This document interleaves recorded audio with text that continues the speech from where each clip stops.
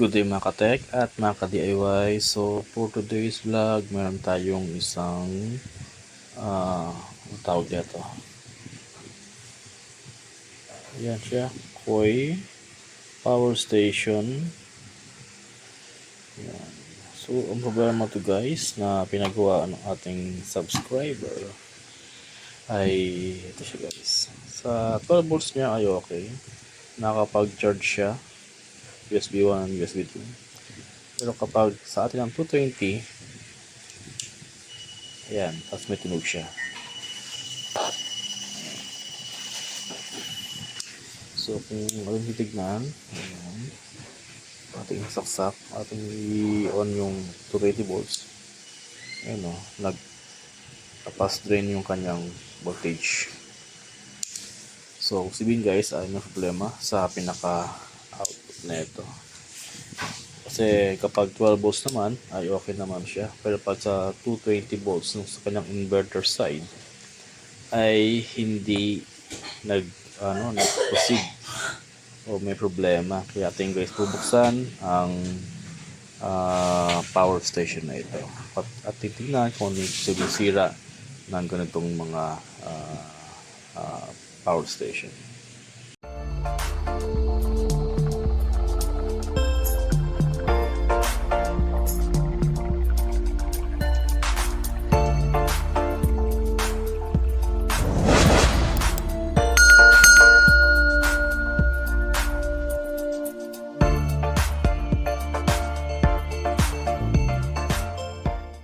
Guys, sa ating pag-check, dahil nga sa nagpa-pass drain yung kanyang indicator, so chinek ko tong itong apat na transistor. Kasi yung kanyang papunta ng outlet ay ito, ito papunta ng socket 220. So chinek ko siya guys. So itong dalawa, ito saka to ay okay, and even ito, pero itong isa ay mukhang may problema. So wala kasi akong guys attention na, wala akong tawag dito, wait lang. Okay, so let's do the chopstick. Ayan. So problema to guys, nang connect siya sa gitna. Ayan. So ito lang pala, madali. So ito yung isang transistor, okay siya. So ito rin ay okay. So kung yung makikita, yung linya niya, ayan, dito siya, okay siya dito. Wala siyang shorted dito. Sa dalawang linya na yan, wala siyang dyan ay wala tayong na-read na shorted. Pero pag dito ay wala din. Ayan. Pero pag dito guys, yung kaninang tinuro ko sa yung transistor, ayan guys, so shorted siya. So dito naman, ayan, ito naman sa side na to ay okay din. Ito lang sa isa, okay din. So pagdating dito, ayan, sa transistor na to, ayan, shorted siya. So ating check pa itong mga ito. Okay siya. So yun guys, ating nakita yung sira niya, no? Pinakasira niya ay itong transistor na to. So ating tingnan kung ano ba yung pinaka-value na niya. So yan siya guys. So ang value niya ay 10N50. So 10N50.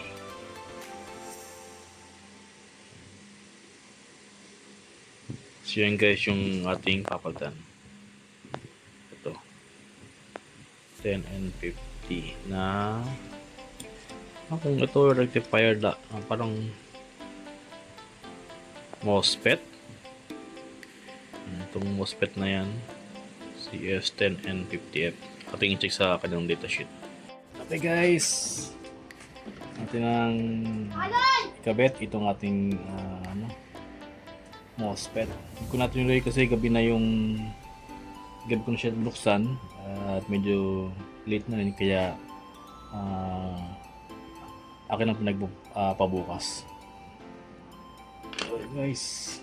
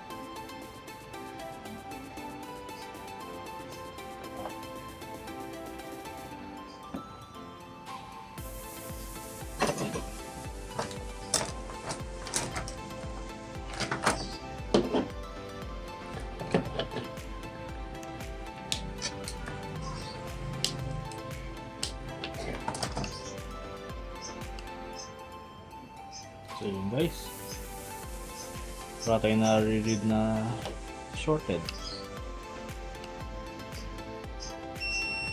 Yung isa ay shorted.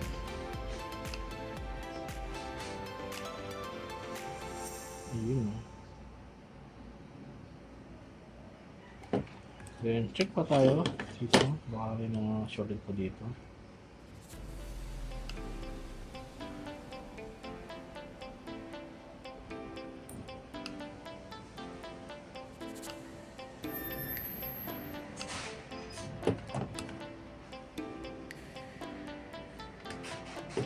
Guys, ating i-test. Mag-okay na siya.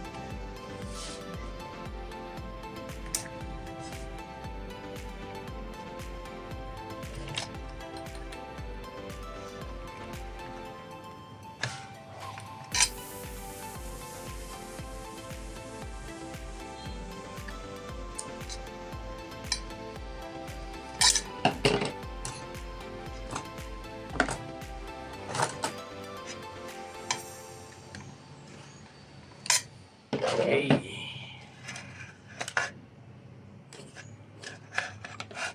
Okay.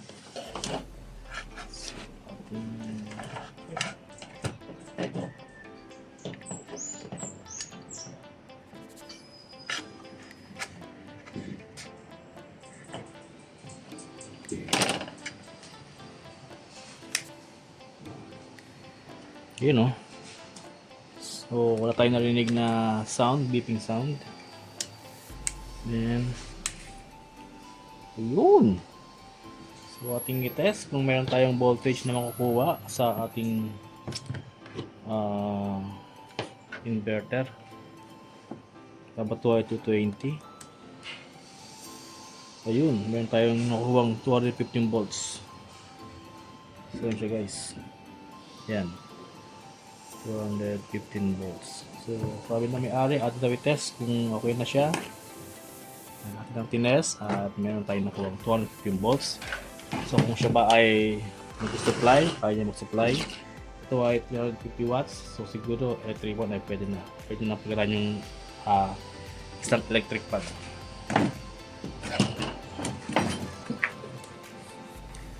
So yan guys, meron tayong electric fan. Ayan. So ito ang saksakan. Ating isaksak. Ayun o. Gumagana. Siya guys ha. Baka sabihin nyo, nadaya ako. Ayan. Ayan. Ayan siya guys. So kung kanina ay nababa yung kanyang reading dito ng mabilis, ngayon ay okay na siya. Still ganun pa rin. Tapos meron siyang nag-beep, meron siyang beep sound na titititititit ganun. Sabihin ay may shorted sa kanya. Kaya yun guys. So kung nagustuhan nyo ang ating kung nagustuhan nyo guys yung ating kung nagustuhan guys yung ating video ngayon ay kindly like, share and subscribe para sa mga bagong videos at update natin gagawin sa ating YouTube channel. God bless mga kapatid.